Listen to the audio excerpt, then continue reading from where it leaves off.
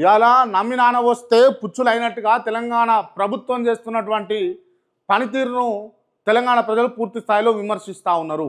ఇంకా విమర్శ కొనసాగితే మట్టుకు కాంగ్రెస్ పార్టీ మీద భవిష్యత్తులో ఎప్పుడు కూడా కాంగ్రెస్ చేయి గుర్తు దిక్కు తెలంగాణ ప్రజలు చూసేటటువంటి పొద్దు ఉండదు. ఇప్పుడే మీరు దయచేసి సామాన్లు సదరాలే, లేకపోతే అంగడంగడి వ్యవహారం అవుతుంది. ఎందుకంటే రాష్ట్రంలో ఉన్నటువంటి పరిస్థితులు కనుక గమనిస్తే అటు నేను ఇందాక చెప్పినట్టుగా రైతుల పొలాలు ఎండిపోయి, లేకపోతే వాళ్ళు ఊహించిన విధంగా రైతులను ఆదుకుంటామని చెప్పినట్టుగా వాళ్ళు చేయలేకపోతున్నారు. కాబట్టి ఆ సంతృప్తి ఉందా రైతుల విషయంలో? ఇటు మహిళల విషయంలో చూసుకుంటే మహిళలకు సంబంధించి మీరు ఇస్తా అన్నటువంటి 2500 రూపాయలు అట్లీస్ట్ ఒక మంత్రి మాట్లాడే, ముఖ్యమంత్రి ముచ్చట పక్కన పెడితే మంత్రి మాట్లాడే దాని మీద ఓ ఎమ్మెల్యే మాట్లాడే 2500 రూపాయలు ఇస్తారా ఇయ్యరా చెప్పరే. తులం బంగారం ముచ్చట దాదాపు ఇప్పుడు పెళ్ళిళ్ళు చేసుకొని 1,00,000 మంది చేసుకోవచ్చు నాకు తెలిసి. పెళ్ళిళ్ళు ఇప్పుడు ఈ 15 నెలల్లో ఎంతమందికి ఇచ్చారండి మీరు తులం బంగారం? ఏదో బిచ్చం వేస్తున్నట్టు వేస్తుండే కేసీఆర్, నేను ఇస్తా అని చెప్పేసి ప్రగల్భాలు పలుకుతుంది కదా. నమ్మి నాన్న వస్తే పుచ్చులైనట్టుగా ఉన్నది. దయచేసి ఈ మాటను మాలాంటి జర్నలిస్టులు అంటున్నారు, తెలంగాణ ప్రజలు అంటున్నారు. దీన్ని మీరు చెరిపివేసుకోవాలనుకుంటే ఖచ్చితంగా మీరు ఇచ్చినటువంటి హామీలను ముందుగా నెరవేర్చాలి. తేటా తెల్లని చేయాలి, ప్రజలకు క్లియర్గా చెప్పాలి, ఏం జరుగుతూ ఉన్నదన్నది చెప్పాలి. దయచేసి మీరు దీనిపైన ఆలోచన చేయవలసింది. అండ్ ఇది ఈ మహిళలకు సంబంధించినటువంటి అంశాలు. నిరుద్యోగుల విషయాలు చూసుకుంటే ఉద్యోగాలు అన్నారు, దీంట్లో అప్రిషియేట్ చేయవలసిందే.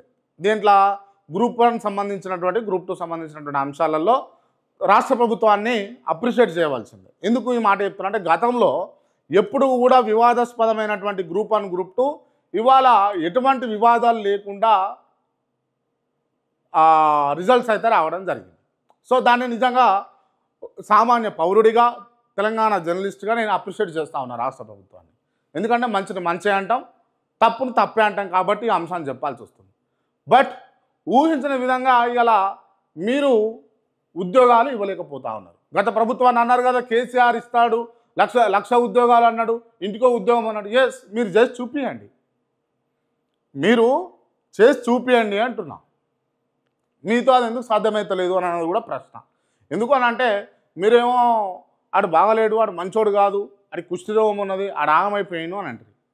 మరి మీ దగ్గరకు వచ్చిన తర్వాత మీరు చెప్పినట్టుగా చూసుకుంటే మీకు వాళ్ళకి తేడా లేకుండా పోతూ ఉన్నది. సో మీరు కంపేరబిలిటీ, మీరు అవతలను చెడ్డోళ్ళు, అవతలను మంచోళ్ళు కాదు, అవతలను పెట్టినోసుకోలే అన్నప్పుడు మీరు అవన్నీ చేసి చూపించాలి అని అన్నది నా వాదన. దయచేసి మీరు దాంట్లో కరెక్ట్ చేసుకుంటే ఇలా నిరుద్యోగులు కూడా సుఖంగా ఉండే అవకాశాలు ఉంటాయి. ఇది నిరుద్యోగుల పొద్దు. అండ్ జర్నలిస్టుల విషయానికి వస్తే ఇవాళ కాంగ్రెస్ పార్టీ అధికారంలోకి వచ్చిందంటే 50%, ఇంకా ఎక్కువ మాట్లాడితే ఎక్కువనే. ఇంకా జర్నలిస్టుల ప్రోత్సాహం ఉన్నది. గత ప్రభుత్వం పైన ఉన్నటువంటి ఏదైతే వ్యతిరేకతనో మీరు మాట్లాడుతున్నటువంటి అంశాలన్నింటినీ టెలికాస్ట్ చేసి ప్రజల దృష్టికి తీసుకుపోయిందే జర్నలిస్టులు. ఏ మీడియా ఛానల్ అంటావా సరే, అది డిజిటల్ మీడియా అంటావా, శాటిలైట్ మీడియా అంటావా, ఏదో ఒకటి మొత్తానికి ప్రజలకు చేరవేసినైతే అది జర్నలిస్టులే. వాళ్ళపైన మీరు దాడులు చేస్తూ ఉన్నారు, వాళ్ళని ఇబ్బందులు పెడతా ఉన్నారు. వాళ్ళను మీరు ప్రశ్నిస్తే చాలు తీసుకొని పోయి జైలు వేయాలి. ఆ ట్యూబ్ అని మాట్లాడుతూ ఉన్నారు కదా, ఆ ట్యూబ్లే కదా మీకు సహకరించింది. ఏ ట్యూబ్లనైతే ఉద్దేశించి మాట్లాడుతారో ఆ ట్యూబ్లే మీకు సహకరించినాయి. అవిట్లను మేలు చేసిన వాళ్ళను మీరు మర్చిపోతే బాగుండదు. అంటే ఏ రకంగా ఉన్నది అంటే తెలంగాణలో సామెత ఉంటుంది, అన్నం పెట్టినోడికి సున్నం పెడతారు అన్నట్టుగా. సో ఆ విధంగా ఉన్నది. దీన్ని కూడా మార్చుకోవాల్సినటువంటి అవసరం అయితే ఉన్నది.